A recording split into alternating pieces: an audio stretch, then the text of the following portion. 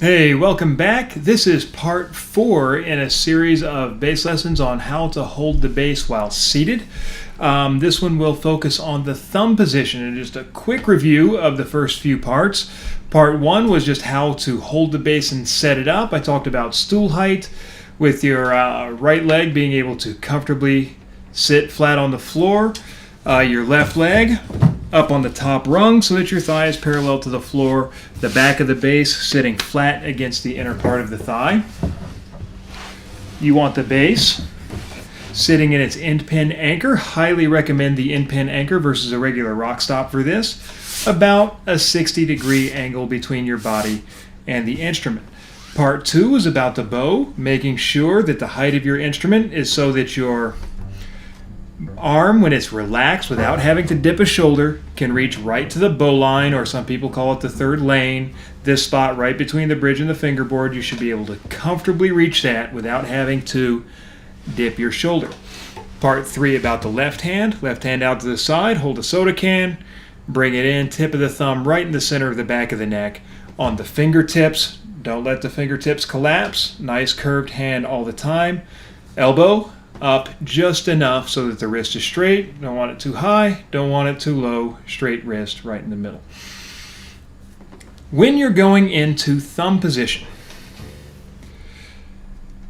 you're going to bring the thumb around. Generally speaking, you'll start with your thumb right here on the G harmonic. First finger, second finger, third finger, all in line with the string. When you reach thumb position, one of the things that happens is that we become a little bit more like a violin, a viola, or a cello in terms of we will have different finger patterns. Usually the one that's maybe the most common is you have a whole step between thumb and first finger, then half step, half step. Also common, whole step, half step, and then this one, all half steps. I'm not going to go into too much detail because this really is designed to be a very brief overview of how to get into thumb position. When you go into thumb position in this basic setup, and I'm going to use whole step, half step here, you want to make sure that your arm is just clearing the corner of the instrument right here. So when I said here, I'm going to be really not touching right here, or maybe just the lightest feather touch right there on the corner of the instrument as I come over the top of it. When I move from regular position into thumb position, watch what happens with my elbow.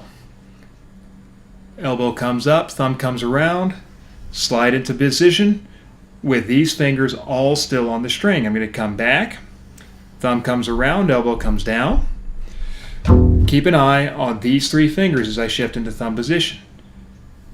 Elbow comes up, thumb comes around. These fingers tilt a little bit so that we're no longer perpendicular. We're tilting so that we're at an angle. I'm going to bring it into the thumb position. My wrist is going to bend just a little bit so that I clear the corner of the instrument right here. One more time. Fingers are perpendicular. Thumb comes around, elbow comes up, fingers tilt over, slide up into position. That's the basic shift, and that motion of the elbow coming up is very, very important. Position of the fingers. Your thumb is going to be basically perpendicular to the string right here on that harmonic.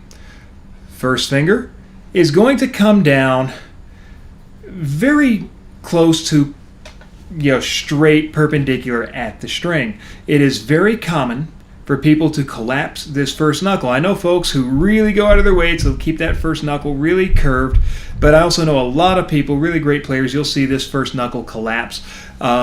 I've had some really good teachers who never made an issue of that first knuckle collapsing, and lots of really great players do it, so I typically don't worry about it, although there are some people who really get stuck on making sure that stays curved. I guess it depends.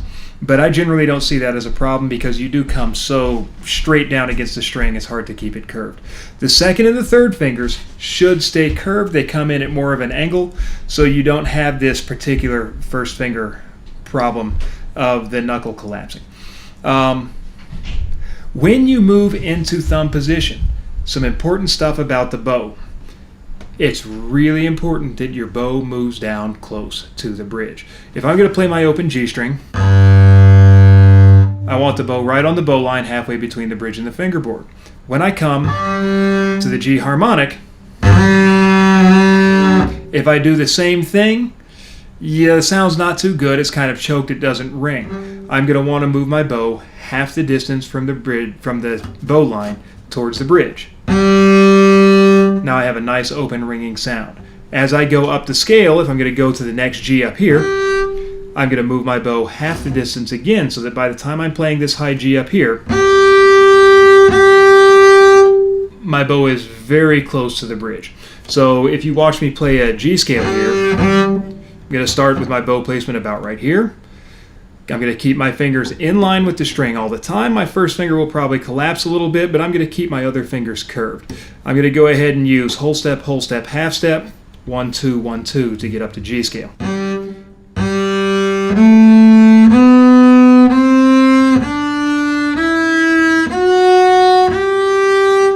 So things I wanted you to notice. How close I am to the bridge, that as I shift up to the instrument, I'm really keeping my fingers very well aligned with the strings. I'm not playing a first finger like this or a second finger like this. I'm trying to maintain my position as I make the shifts. Watch one more time.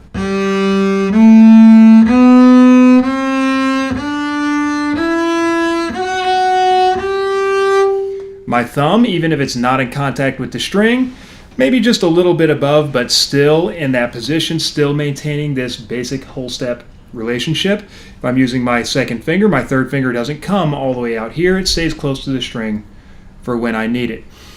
If you watch my arm up here, as I shift, my elbow comes up, my elbow comes back down, my elbow comes up, my elbow comes back down. Again, I'm trying to maintain just a slight clearance or maybe just a feather touch against the corner of the instrument as I go up and down the string. You can see that I can keep my hand position really stable. I can keep all the fingers right along the string as I go up and down. As I move farther down the fingerboard, my bow gets proportionally closer to the bridge. As I come back, my bow again gets proportionally closer to the bow line. As I come back into regular position, I bring my thumb back around and the bow comes up yet a little bit more. So I think that's as much detail as I'm going to go into, hopefully just enough to get you going on it. You know, there is one more thing having to do with the hips, and I think this is important, and this will be the last point I make. And you watch earlier in the video, and you can see this as well, when I go down into the thumb position, I am going to lean forward a little bit, but I'm going to lean forward from here. What I don't like to see people doing is getting there by just hunching over the bass and sitting here like this and practicing their thumb position. You will get some severe pain over time building up in your middle back area in particular if you do that. So as I go up, I'm going to lean forward, but I'm going to keep good posture in my back the whole time. As I come back, I may lean back a little bit, so there's a little forward and back happening right here. My shoulder may come up and for the higher parts of thumb position, touch the back of the neck a little bit here. But I'm never going to let myself get like this because I'm going to end up in some serious pain, particularly over time, if I let my posture become this. I want to keep good posture. I'm really taking up some weight in my foot as I do that. As I lean forward, I'm leaning into that foot. I'm supporting the rest of my body with my weight going into the floor. And I'm bending from the waist, not hunching from the back. And that's very important as you work up and down the instrument. So anyway, just like I said, a brief overview of thumb position in the seated position. I hope you found this helpful. If you did find this helpful, be sure to like the video, leave me a comment, and subscribe to my channel. Thank you.